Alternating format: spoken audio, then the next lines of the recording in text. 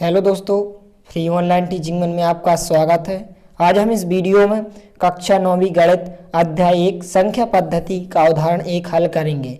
इसके पहले वाले वीडियो हमने आपको सभी महत्वपूर्ण परिभाषाओं के बारे में आपको विस्तार से बताया है। यदि आपने इसके पहले वाले वीडियो को नहीं देखा है तो आप हमारे चैनल की प्लेलिस्ट या डिस्क्रिप्शन में दिए गए लिंक पर जाकर आप देख सकते हैं। तो चलिए वीडियो को स्टार्ट करते हैं। तो यहाँ पर उदाहरण 1 है कि नीचे दिए गए कथन सत्य है या असत्य, कारण के साथ अपने उत्तर दीजिए।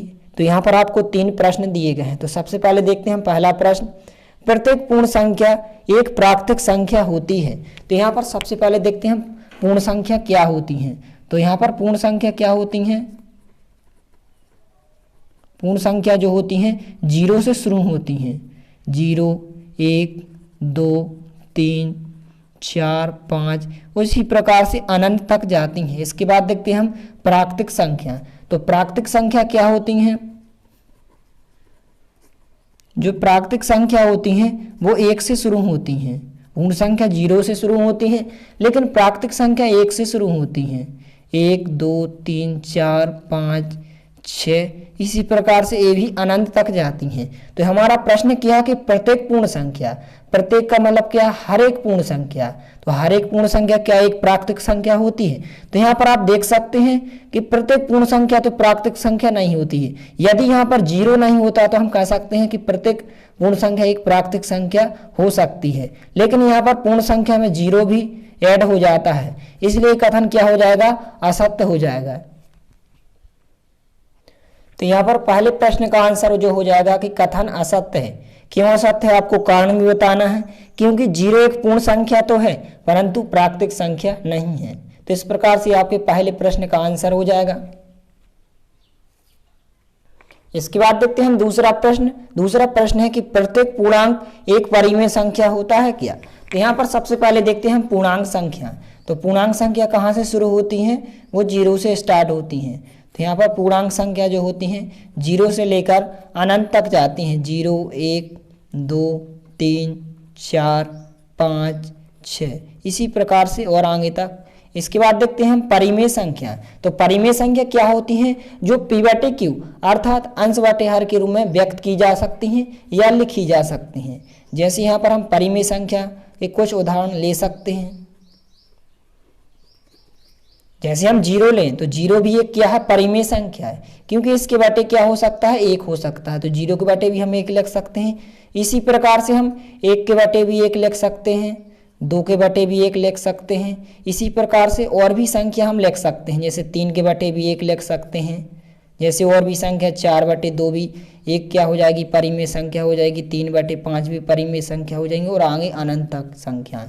तो यहाँ पर प्रश्न क्या है कि प्रत्येक पूर्णांक। तो प्रत्येक पूर्णांक का मतलब क्या है कि 0 भी, हर एक संख्या 0 भी क्या एक परिमेय संख्या हो सकती है, 1 भी परिमेय संख्या हो सकती है, क्या 2 भी हो सकती है। तो इसका आंसर हो जाएगा हाँ, क्योंकि 0 के बटे भी हम 1 लिख सकते हैं, 1 के बटे भी 1 लिख सकते हैं, 2 के बटे भी हम 1 लिख सकते हैं, 3 के बटे 1 भी लिख सकते हैं, 4 के बटे भी हम 1 लिख सकते हैं। इसी प्रकार से हम 5 के बटे भी 1 लिख सकते हैं और आगे तक कोई भी संख्या आ जाए, यदि 100 भी आ जाए तो 100 के बटे भी हम 1 लिख सकते हैं। तो यहाँ पर हमारा कथन क्या हो जाएगा? सत्य हो जाएगा, क्योंकि प्रत्येक संख्या के हर में क्या हो सकता है? 1 हो सकता है। हमें इस कारण को भी लिख सकते हैं। तो आइए इस प्रश्न के आंसर को हम लिखते हैं। तो यहाँ पर यह आपके प्रश्न क्रमांक 2 का आंसर हो जाएगा। इसका आंसर हो जाएगा कथन सत्य है, क्योंकि सभी पूर्णांक का हर 1 हो सकता है। चाहे हम कोई भी पूर्णांक ले लें, उसके हर में हम 1 लिख सकते हैं, तो वो क्या बन जाएगी? परिमेय संख्या हो जाएगी। इसलिए प्रत्येक पूर्णांक एक परिमेय संख्या होती है। ये कथन आपका क्या हो जाएगा? सत्य हो जाएगा। इसके बाद देखते हैं हम तीसरा प्रश्न। तीसरा प्रश्न है यहाँ पर कि प्रत्येक परिमेय संख्या एक पूर्णांक होती है क्या? तो सबसे पहले देखते हैं हम परिमेय संख्या। तो परिमेय संख्या क्या होती हैं? जो अंश बटे हर के रूप में लिखी जा सकती हैं या व्यक्त की जा सकती हैं।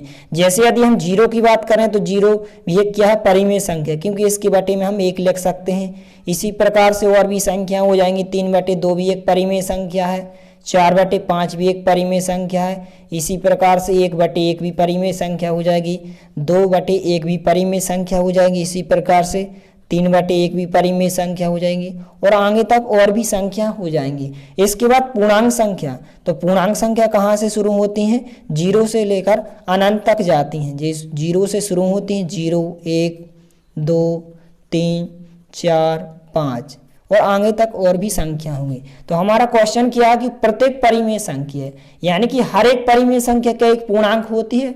तो नहीं होती है, क्योंकि यदि हम 3/2 की बात करें तो 3/2 तो एक पूर्णांक संख्या नहीं है, लेकिन परिमेय संख्या तो है। तो यहाँ पर क्वेश्चन क्या है कि प्रत्येक परिमेय संख्या, हर एक परिमेय संख्या क्या एक पूर्णांक होती है? तो एक कथन क्या हो जाएगा? असत्य हो जाएगा, क्योंकि यदि हम 4/5 की बात करें तो एक परिमेय संख्या है लेकिन पूर्णांक नहीं है। तो यहाँ पर इसका आंसर देखते हैं हम।